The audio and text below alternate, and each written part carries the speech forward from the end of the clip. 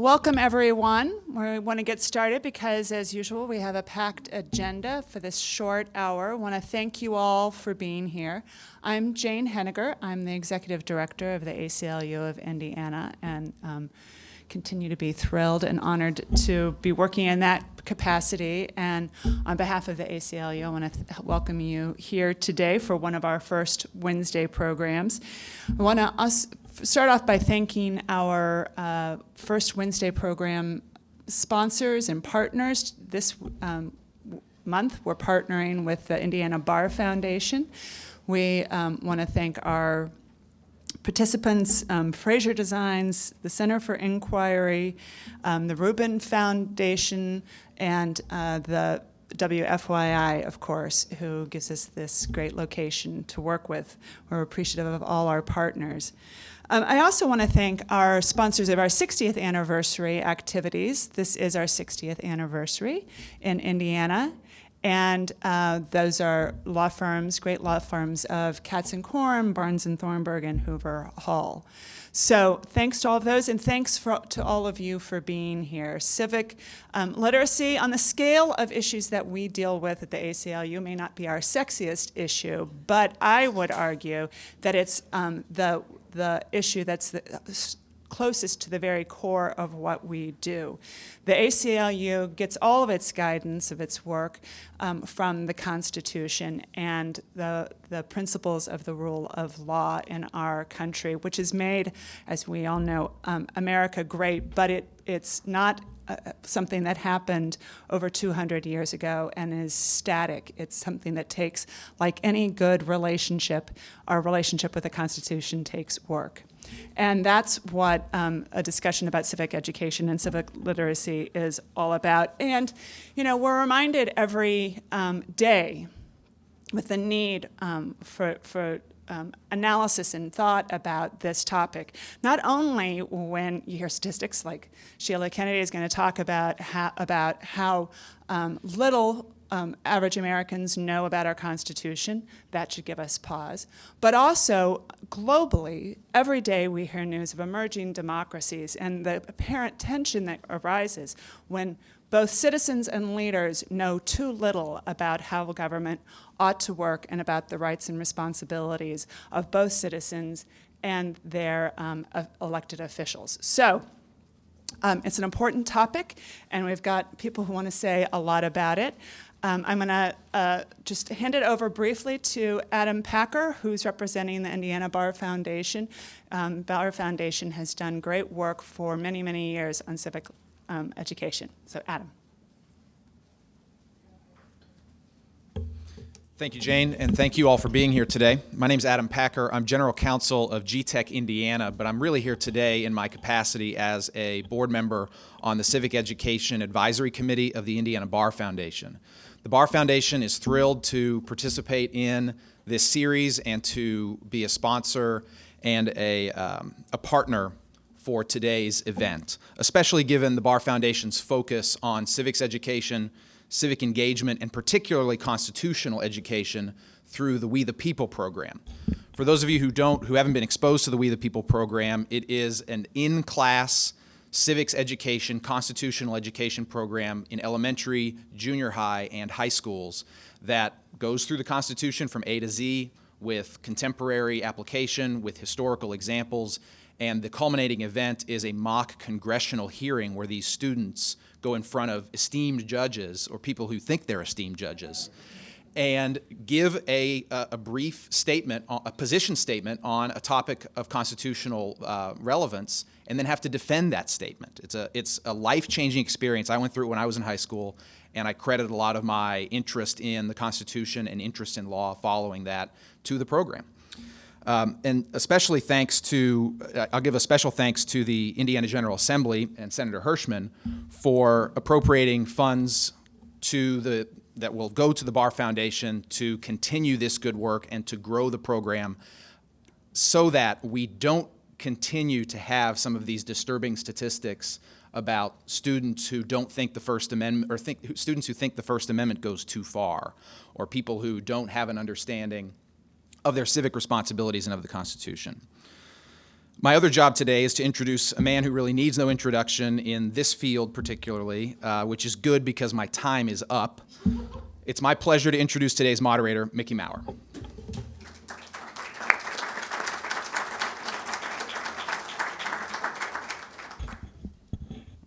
Well, thank you, Jane, and Adam, thank you for that long-winded introduction. My mother will be very proud of those things you said about me today. Well, it's my pleasure, and honestly, I am honored that I'm invited, and I'm just teasing Adam. And I appreciate the time you take. It's my privilege today to introduce our panelists, and like Adam, I'm not going to go into a lot of detail because you've got material in front of you. But I will mention just a few things. Michael Gordon is a teacher of 15 years and has been rewarded and honored many times for his extraordinary work in the classroom, including outstanding teaching awards and inspirational teaching awards. So, Michael, we're not young kids here around here, so you can let loose with anything you want today. And don't worry about the repercussions from the principal's office. Senator Hershman also many times awarded honors, numerous awards, and for his public and other service. He is a political science major from Purdue, so very well able to present his views on this issue. I have a personal relationship with Senator Hershman because when I was Secretary of Commerce, we strived to bring business to his district, and when we weren't doing a good job, he didn't hold punches. He let me know that maybe we could do a better job, but he was extraordinarily capable to work with, and so we'll look forward to wonderful things from him. And Sheila and I have a relationship as well. When I was I think I was out my first year in practice, I represented Sheila, and I did such a lousy job, she said, I think I can do better than that, and became a lawyer. And so, that's true. It's true. And she's one of those people who we all know in our world here that needs no introduction, but I will mention a few things. She's written several books, and this is her field, so she is an expert and political science, where she is a professor, and so she's going to be a terrific panelist as well. So we have three very able panelists, and let me, in the face of these able panelists, let me try to set the topic, which is civil education. And I think it is an endeavor with an aim to impart the information we need for participation in community government and politics. So you can pick that apart, but that's a pretty general definition. And we need to give our kids skills in communication and collaborative skills, which some of our representatives need to learn at this time. Maybe we can start earlier. And compromise, of course, that's a word that we don't use on Capitol Hill very often. But in order to do that, we need the basic knowledge of history, political science, and, of course, our democratic principles. So, Sheila, and everybody, but we'll start with Sheila. Why is all this important? Why is civic education important? Okay, I was told I have to talk into the mic, so if I look weird, that's why. Okay. I recently discovered that 36% of the American public knows that we have three branches of government. Why is it that I am appalled by that? Why is civic literacy important? Well, so my take on this is as follows. This is a country where increasingly people read different books and newspapers, visit different blogs, watch different television programs, attend different churches, and even speak different languages, where the information and beliefs that we all share are diminishing, and our variety and our diversity are growing. Our constitutional values, our history, and our governing philosophy are ultimately all that Americans have in common. Now, like all human enterprises, governments have their ups and downs. I think, however, that in the United States, the consequences of our down periods are potentially far more serious than they are in more homogeneous nations, because this is a country based upon what Todd Gitlin has called a covenant. Americans do not share a single ethnicity, religion, or race, and culture warriors to the contrary we never have. We don't share a comprehensive worldview. What we do share is a set of values, and when we don't know what those values are or where they came from, we lose a critical part of what it is that makes us American. At the end of the day, our public policies have to be aligned with and supportive of our fundamental values. The people we elect have to demonstrate that they understand, respect, and live up to those values, and we as an electorate have to be sufficiently knowledgeable about those values to hold our public officials accountable. We can't do that if we don't know what the values are or where they came from. In a country that celebrates individual rights and respects individual liberty, there is always going to be dissent, differences of opinion, and struggles for power. And here is the crux to me. There are different kinds of discord, and they are not all equal. When we argue from within what I call the constitutional culture, when we argue about the proper application of what I have sometimes called the American idea to new situations or to previously marginalized populations, we strengthen our bonds and we learn how to bridge our differences to do that compromising that Mickey referenced. When our arguments, however, are between people who are on the one hand trying to rewrite history and a population that doesn't know any better, we undermine our political institutions and we erode social trust. We have just established a center on civic literacy at IUPUI, and I've put a packet on everybody's seats because this is important stuff. But we intend to research a large number of unanswered questions. What do citizens need to know? Why have previous efforts to improve civic education lacked staying power? How is civic ignorance implicated in our currently toxic politics? At the end of the day, it does not matter if I think the Establishment Clause requires a certain result and you think it requires a different result. What matters is that we both know what the Establishment Clause is and what value it was meant to protect. It doesn't matter whether I think freedom of the press extends to bloggers and you disagree. It matters a lot that we both know what freedom of the press is and why it was considered so essential by the founders. Daniel Patrick Moynihan very famously said, "We're all entitled to our own opinions, but not to our own facts." If I think this is a table and you think it's a chair, we are not going to have a very productive discussion about how to use it. We do not need citizens who all agree about the implications of our founding decisions or even with the decisions themselves. But we desperately need citizens who share an understanding of what those original decisions were. Thank you. Okay, Sheila, thank you very much. We awarded Sheila a 5-minute monologue, but the rest of you guys do not get that privilege, okay? But thank you for getting us off on the right foot. But one thing that you said to me is that you were upset about the fact that 36% didn't know only 36% know the 3 branches of government. At home we call it 2 branches and 1 twig, but referring to Congress. But okay, the 3 branches of government. So what? Tell me, Michael, haven't we always been governed by a kind of a minority anyway? And why should we bother educating our kids when it's really not a very high priority for them? There's an awful lot of ways to answer that question, but let me begin with this. To paraphrase Alexis de Tocqueville, he says that if there is nothing else true in America, we get the government that we deserve. Mm-hmm. And so why is civic education important? Well, the easy answer is $17 trillion. We do not have a national debt because legislators don't listen to us.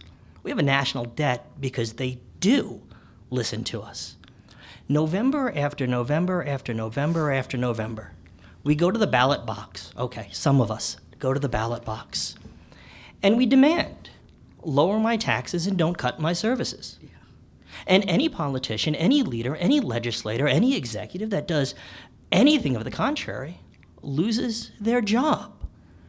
Why is civic education important? Well, there's $17 trillion of reason, and we can't fix that until we take responsibility for it. The second half of your question is, what exactly is it that we need to do?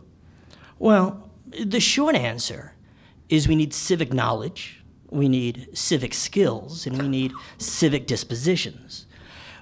It's ridiculous to vote for a county clerk because of his position on pro-life or pro-choice, since they're not really engaged in that particular issue.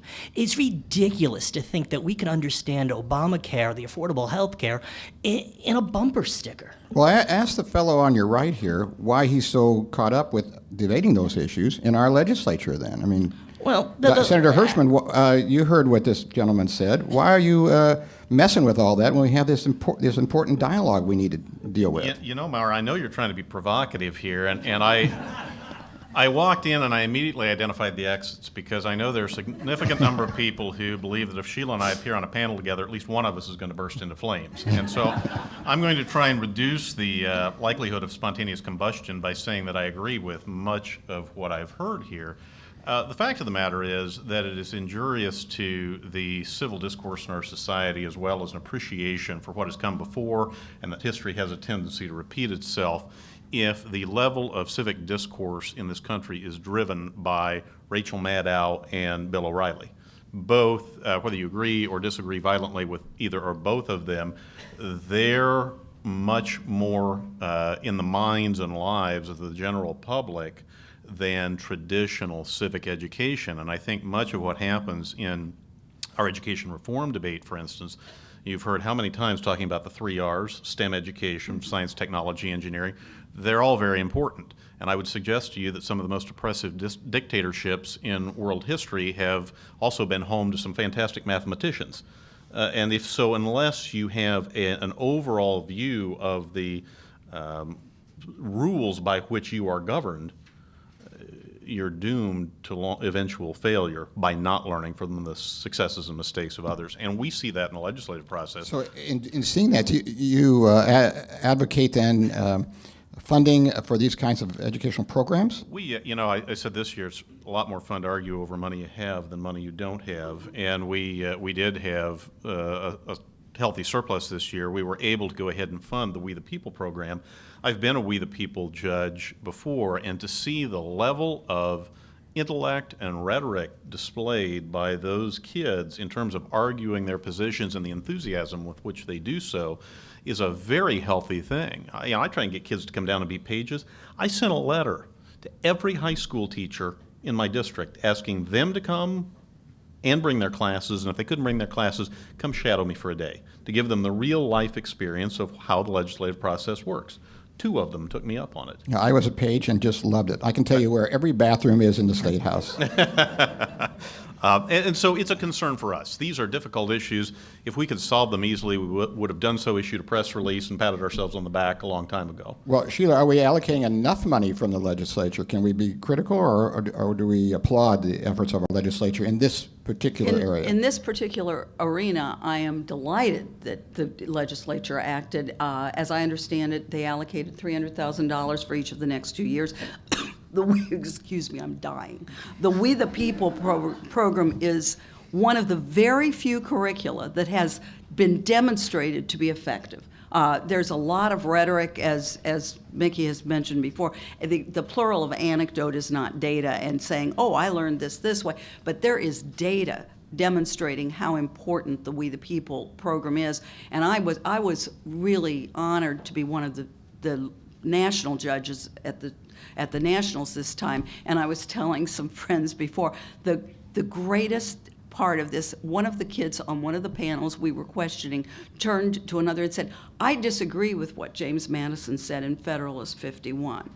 I guarantee you, if you went out on the street right now and asked the first 10 people you met if they knew what the Federalist was, you would get a blank stare. That's an anecdote. not data. That is true. That is true. What I am telling you, however, and I'm happy to share, is that there is a great deal of sound data looking at a variety of curricula and confirming that that this particular one is effective and effective over the years. The gentleman who just said that he took that curriculum in high school and is now still engaged is not an anomaly. The research supports the continued efficacy and the continued engagement of kids who've gone through that program. Let's ask Michael if that money filters down to his level, and is he satisfied with what the support he's getting? I'm glad you asked, because I'm torn. On the one hand, in 2010, up until 2010, the federal government funded the We the People program, and as part of the Tea Party wave and the recession hit, that funding was declared as an earmark, and that funding was cut. The program suffered dramatically. We lost teachers, we lost enthusiasm, we lost resources, and so forth. Just this last year, the Indiana State Legislature found their way to help refund the program, and for the next 2 years, $300,000 will be allotted to that program. That money will be used for both textbooks and for teacher training, and that is unbelievably phenomenal. But the state of Indiana pays for the AP exams in math, for calculus. They pay for it in the science courses. They pay for it for the STEM programs. We do not pay for the AP exams in U.S. history and American government. In addition, if I'm not mistaken, the Indiana state budget has a program to recruit STEM teachers. We hire social studies teachers by asking them what sport they coach. And that's probably true. It's not probably true. It is true. I took 20 interviews to get my first teaching job. 14 of them asked me, what do I coach? And when I said, well, I can coach civics, they said, no, that's not what we mean. And it's funny because any other reaction is to cry. So we are funding, and I can't begin to tell you how pleased I am with the Indiana State Legislature for pushing us in this direction, but we're not done. We're not close to done. The second part of it is we can't fix civic education until we fix actual education. Over the last 3 years, we've seen class sizes increased. We see salaries decreased. We see funding short. We see an attempt to dilute the pool where that funding goes. My students at Munster High School went from receiving somewhere in the vicinity of $9,000 per student about 6 years ago to $4,500 this year. We had a local referendum to make up some of that. But it also meant we went from a 6-period day to a 7-period day. So let's poll our panel here, and since we're talking about school right now, let's give a report card. How does Indiana do on civil education? A through F, that's very popular in the news today, yes, I can tell. and I'll take the liberty to change any grade that I wish I want to change. Okay? Yeah. All right, so Okay. Sheila, just Actually- in a word, how what's the grade? C minus.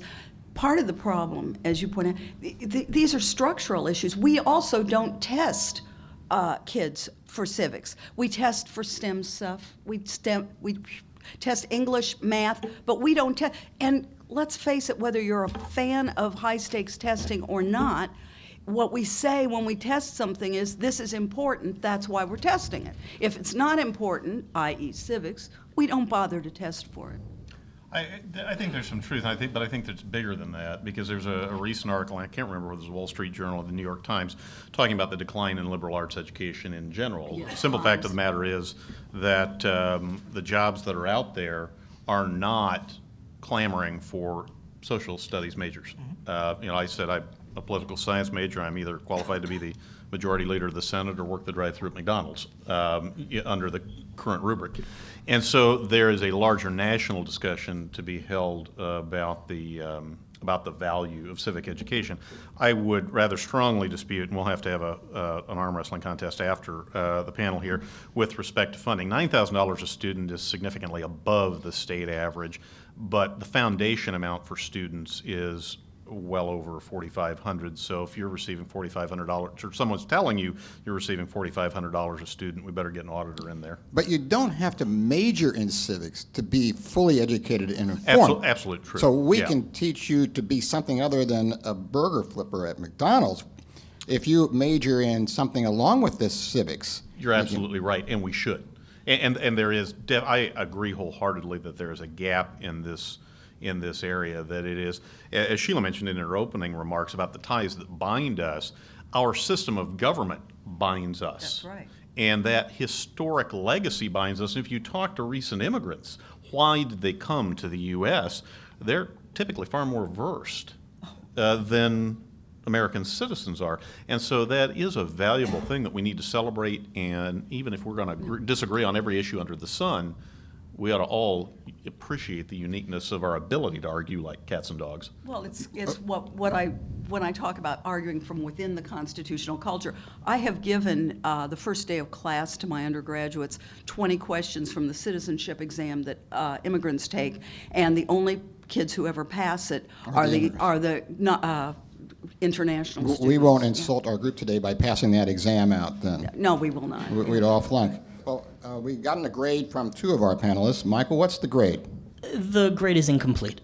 The grade... Just like a teacher. Of course. Well, you said I didn't have a principal over my head. Okay. The grade is incomplete. It varies tremendously from school to school and class to class and student to student. We have students, and we've talked a little bit about the We the People program, and you had asked about a little bit of data. And recent studies show that while in the state of Indiana, we typically vote at about 40% for off-year elections and about 60% for presidential elections, ranking us about 48th out of 50 in the nation. We the People students vote at somewhere in the percentage of about 85 to 90%. So it works. Well, here's the thing. Those studies are about self-reported. They're about asking people, did you vote? I mean, we can find out what the overall state is by looking at voting polls. We can't exactly look. But here's what it really measures. At the very, very least, students that go through the We the People program know that they ought to vote. They know that they should be ashamed if they didn't vote. They know they're supposed to be looking at a multitude of sources of information. They know they're supposed to be engaged. And this matters. In the recent health index of the state of Indiana, which ironically was the first time we ever did such an index, turned out that 40% of Hoosiers said they look at no more than one source of news a day. 12% said they just don't care, they're not interested. I'm more concerned with people thinking that's okay. And so, just real briefly, to go back to your original question about what are we doing here? Well, I like to think it's this. When Ronald Reagan ran for re-election, he went to the Republican convention, and he said that the scariest words in the English language are, I'm from the government and I'm here to help. That's right. And it's terrifying because it's this idea that government is this thing over there, it's this problem, it's not us. Compare that to Theodore Roosevelt, who upon getting elected president says, we are the government, you and I. And so what we have is an obligation to get us from Reagan to Roosevelt. And on that goal, well, we're incomplete. Of course, Roosevelt got us pretty deep in the government intervention. Maybe that's a whole nother and Reagan debate. didn't? Well, Reagan's reputation is perhaps False. false, okay? I know Sheila would take issue with that, but that's not. I hope she does. That's not something we'll talk about just this minute. But I will touch on something that you said about our populace is not as interested as they should be. What about your kids? Is civics required in Munster? In the state of Indiana, government is required. U.S. history is required. Right, I know that, but the they're course that not you teach- exactly well, I teach government. I teach 3 courses: a regular government class, an advanced placement government class, and a We the People. And how much of that course. is required? The students are required to take 1 semester of government. So the rest of those folks take it because they elect. No, I mean, that government class is as close to required civics. And it's basically us trying to slip the civics in during the government class. Aha. Well, let me ask you the key question. Are the kids interested? They got to take it. Are they? You said that our populace generally wasn't interested. Are the kids interested? They're kids. There's lots of them, and so there's lots of different answers. They range. The vast majority of my kids take government because they have to, and being a senior once is much more fun than being a senior twice. So they That's right. do their best to All right, well, pass it. let's put it But another there's- way then, Michael. Do the kids believe that they one day can make a difference in our country? If you're asking about political efficacy, it's unbelievably low. And it's sad because it's low for both students that are interested and students that aren't interested.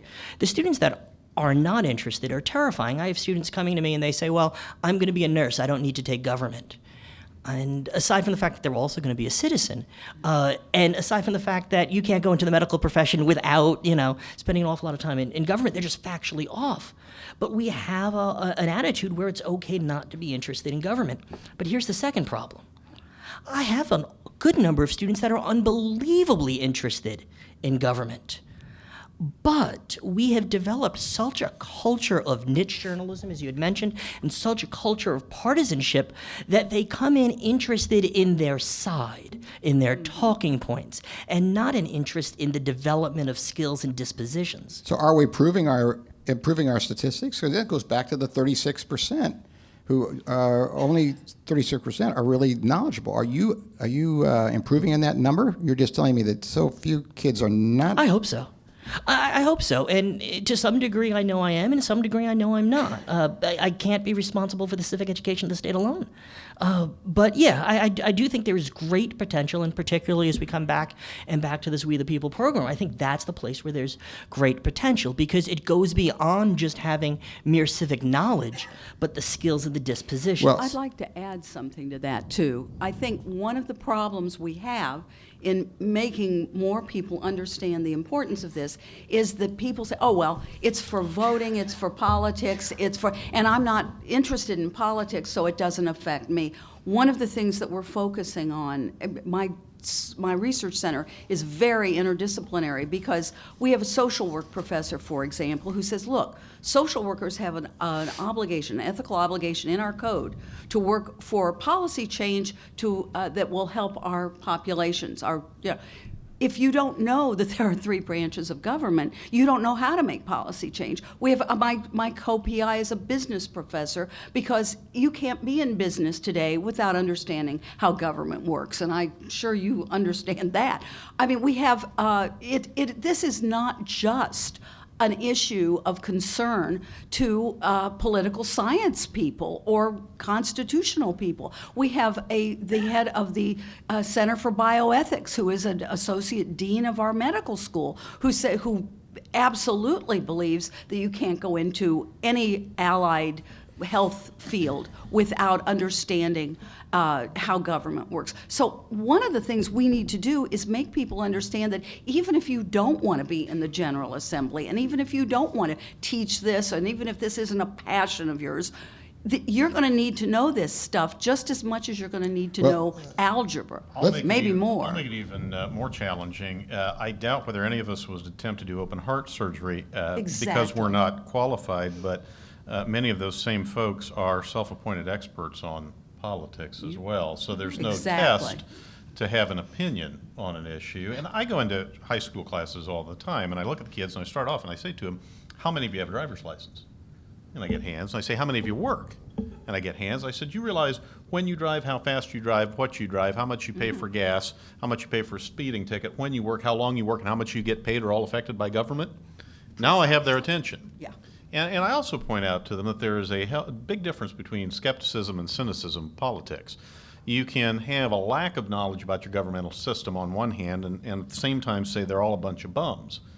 I said skepticism is healthy. Ask questions, challenge my thinking, challenge everyone's thinking.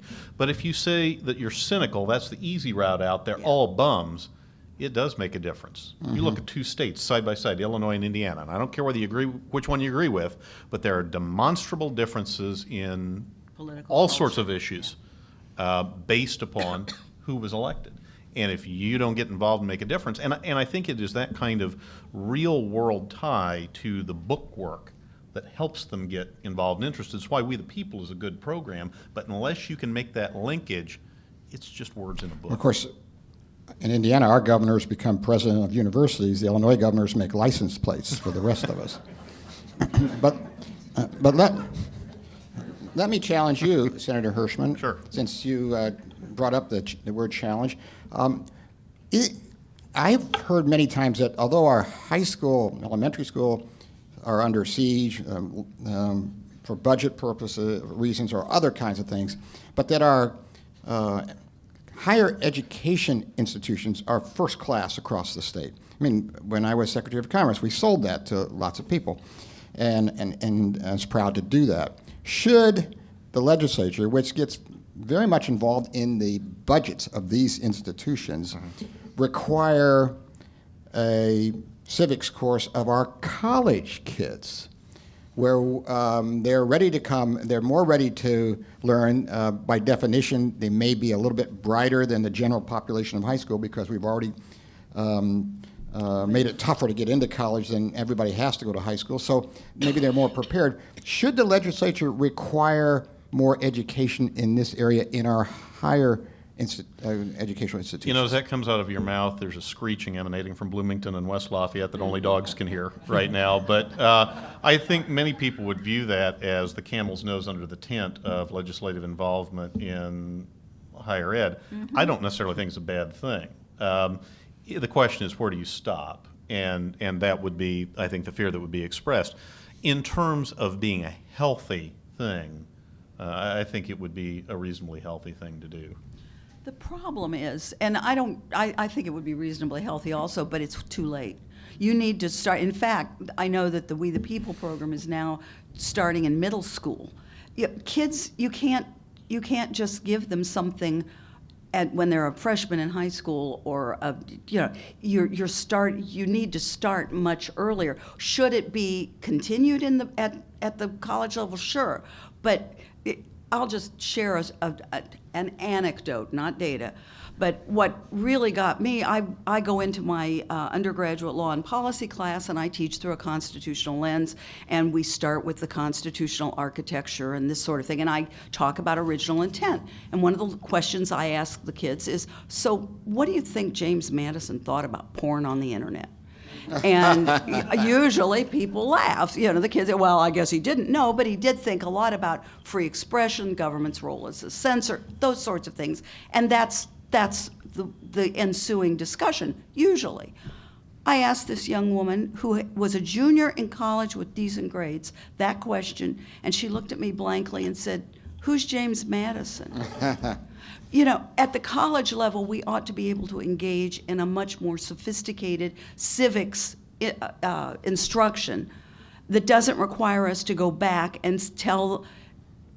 She wasn't an idiot. I mean, she sounded like it, but she was not an idiot. We should not have to tell kids in a college classroom who James Madison was. All right, but we do. You heard it here, a higher education professional blaming a high school government teacher. That's right. And the government teacher agreeing. This is called spin, and he's very good at it. Okay, so we haven't heard from you, Michael, on that issue. Well, I actually agree with the senator quite a bit. I would be concerned with a taking away of academic choice and academic freedom at the university level. With that said, there are universities that require specific classes to all of their students. My wife's a Notre Dame graduate, and they required all of the students to be able to swim, but not required them to learn civics. Baylor University, incidentally, does require a class in constitutional thought for all of its graduates and all of its programs.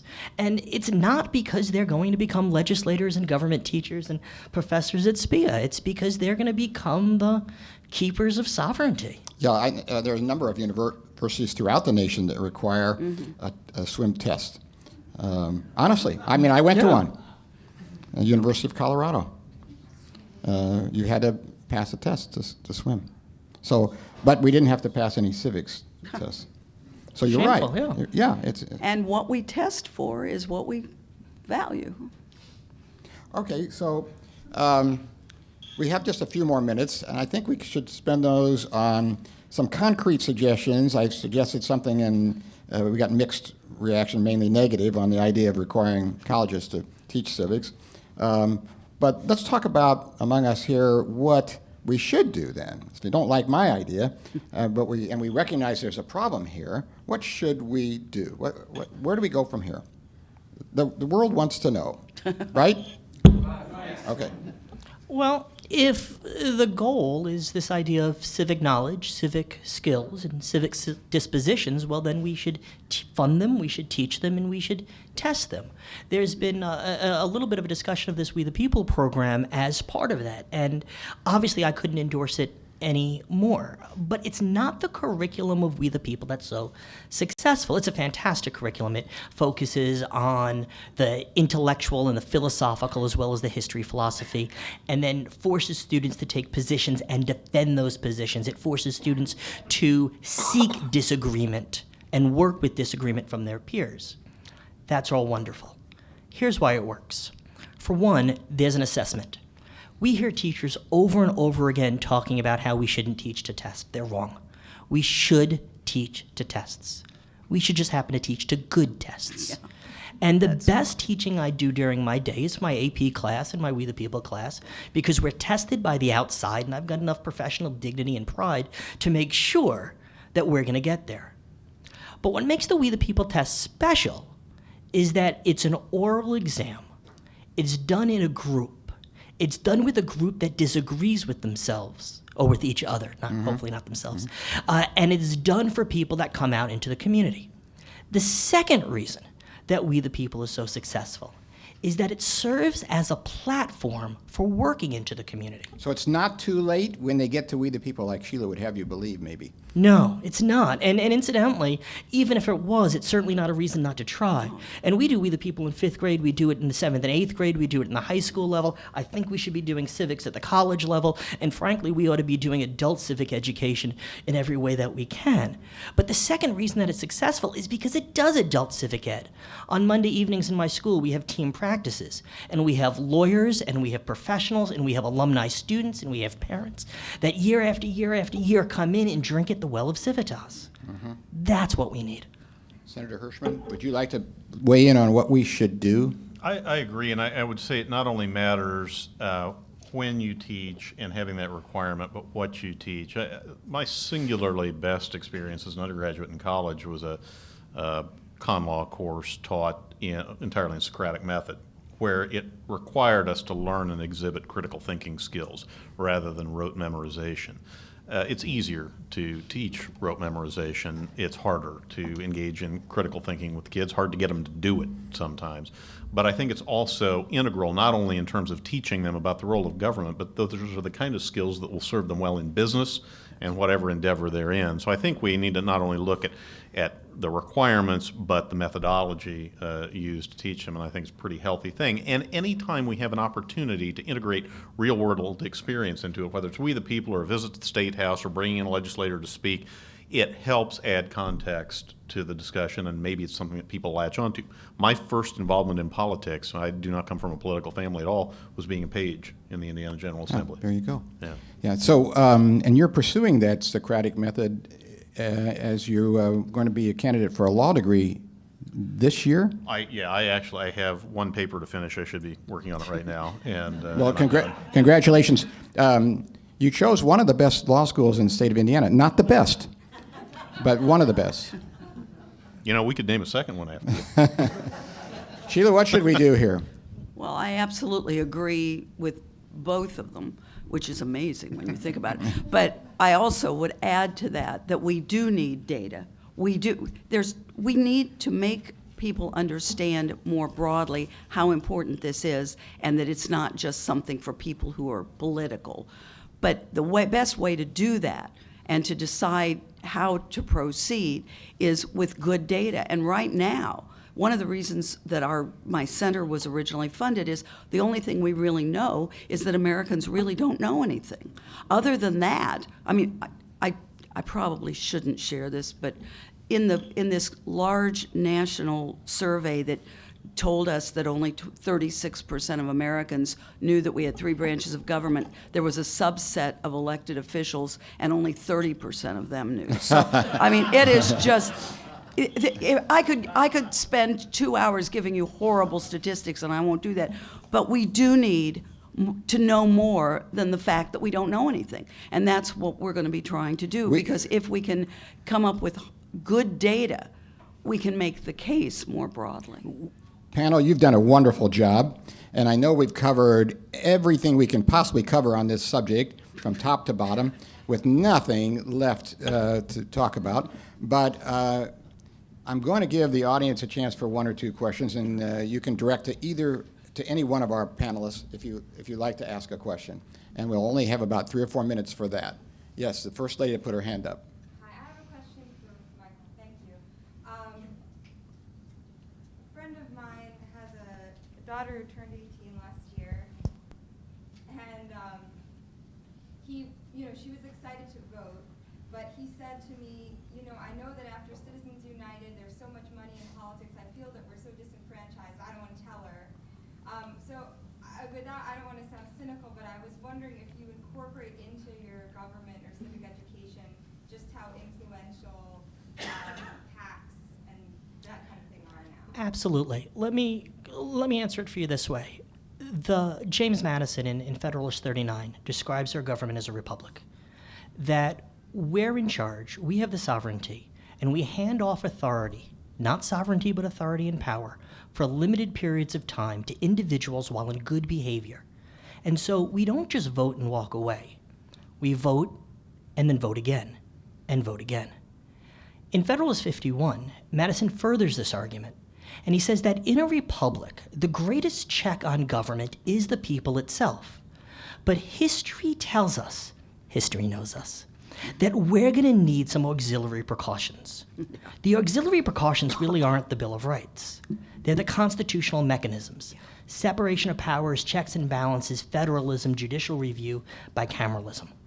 And what Madison was doing is he was taking a lesson from his greatest intellectual influence, David Hume, who says that government works when we make policy for the common good, and this can happen if we separate our passion from our reason. In other words, we have a constitutional system that protects us from us because it allows for slow and deliberate debate. See, Citizens United is not the end of the discussion. No. The very fact that you're bringing it up means that the discussion continues. Judicial review slows things down. I think the clear example is actually the Obamacare, the Health Care Act, which also went to the Supreme Court. Well, in 2008, when President Obama ran for office, he did so on universal health care. And he got elected into office on that. But by the time he got there, people were very unhappy with that. And the Tea Party rose and compromise was made, and it turned into health insurance reform. And then that wasn't enough. And people were unhappy, so we went in the states and we used federalism, we used judicial review. And I guess the point is that all of these things elongate the debate. Of course, this only works if we participate in that debate. That's what you tell your friend.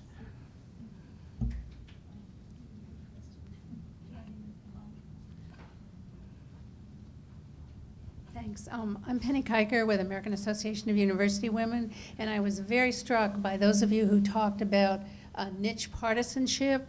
Not only students, but all of us want to know how to argue our own point of view better.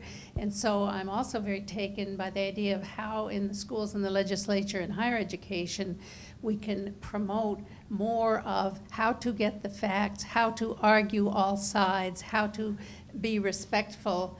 And I know there's something called forensics, which is not taking fingerprints, but it's like Debates Plus, where you have to do that. So I'm interested in how each of you all encourage students and adults to do more than niche partisanship and how to argue our own established point of view. You got 20 seconds apiece. I'll cede my time. I'll just say, from a personal standpoint, I have a Facebook page. I have several people on there, some who agree with me, some who don't. The other day there was a rather aggressive debate on the Second Amendment, which I'm a noted strong supporter of. And yet one of these folks on that Facebook page came in and was very critical and personal and name-called against someone who felt the other way. I defriended them. I said, my page, my rules, we don't behave that way. You will have a civil, factual debate and respect the opinions of others, or you won't be here. I do the same thing on my blog, and I understand exactly what you're saying. I want to add one more commercial for We the People, and here it is. Yeah. The course is divided up into a series of units, and each unit is assigned to a handful of kids. The kids are asked a series of questions, and the questions are always opinion coached in fact. In other words, they'll be asked their opinion. They have to demonstrate knowledge to support it. Here's the really neat thing about the program. There's anywhere between 3 and 6 kids on those panel. They get more credit if more facts, if more opinions are given. All of a sudden, we have a program where you want your teammate to disagree. Because now you still have things to say, he still has things to say, you score better, and we come to that one of many things we can do. Thank you, panel. Can we give a hand for our terrific panel today?